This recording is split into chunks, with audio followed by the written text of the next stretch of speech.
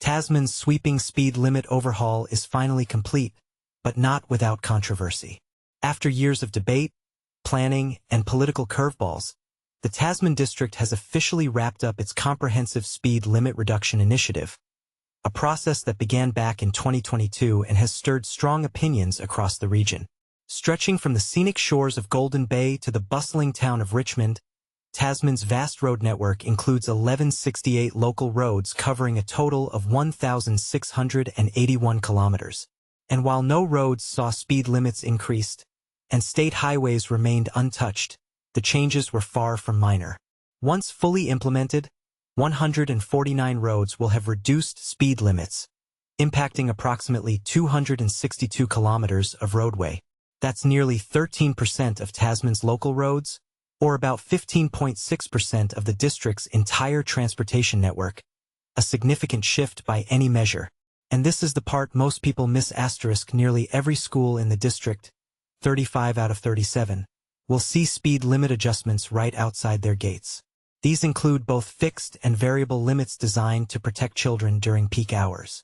The only exceptions, Murchison Area School and Lake Rotoiti School, both situated on state highways and therefore excluded from the changes. Among the most dramatic reductions are two roads where the limit has dropped from 100 kilometers per hour to just 30 kilometers per hour, the pedestrian heavy Mapua Causeway and the Bygent Reserve Access Road. These changes reflect a growing emphasis on pedestrian safety and community feedback. The speed limit overhaul was divided into two phases. Phase 1 focused on roads near schools and high-risk rural areas, resulting in the replacement of around 300 out of 1,476 speed signs. Phase 2, approved just last month, targets narrow, winding unsealed roads, rural residential streets, and urban roads lacking footpaths. However, instead of formal speed reductions, many of these roads will feature yellow advisory signs, a compromise reached after public consultation. But here's where it gets controversial. The entire process was complicated by shifting government policies. In 2022, the Labour government introduced new rules requiring councils to create speed management plans. Tasman and Nelson City Councils collaborated on a joint plan, which they adopted in mid-2024. But shortly after, a newly formed coalition government reversed course, rendering much of that work obsolete. Nelson managed to push through a few changes before the new rules took effect.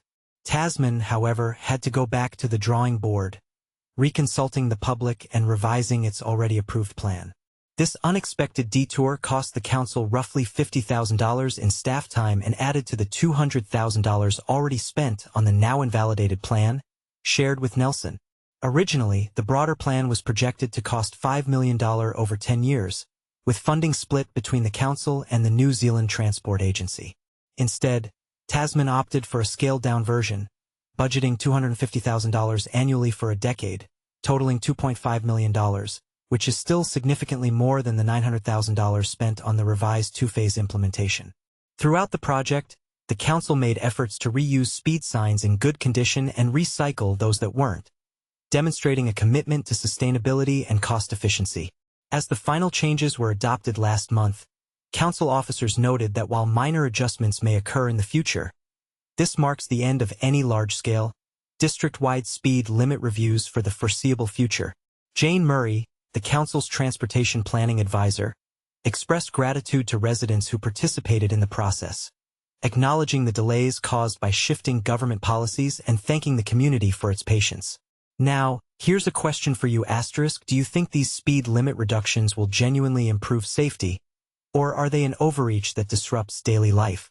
Should local councils have more autonomy in setting speed limits, or should national policy take precedence? Drop your thoughts in the comments, especially if you live in the Tasman region. Your experience matters.